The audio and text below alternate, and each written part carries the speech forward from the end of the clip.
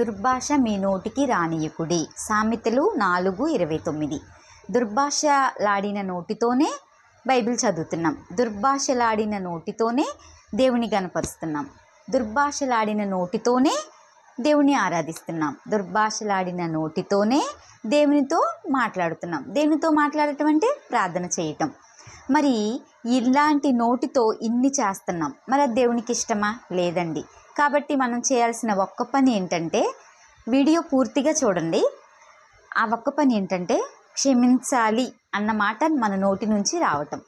మనం ఏ మాట మాట్లాడినా, ప్రభువా నన్ను క్షమించు, లోకానుసారంగా మరి మేము బ్రతుకుచున్నామయ్యా, మరి ఎన్నిసార్లు ప్రార్థనకి వెళ్ళినప్పటికీ కూడా నా నోటి నుంచి దుర్భాషలాడటం ఎక్కువైపోతుందే కానీ తగ్గటం లేదు తండ్రి.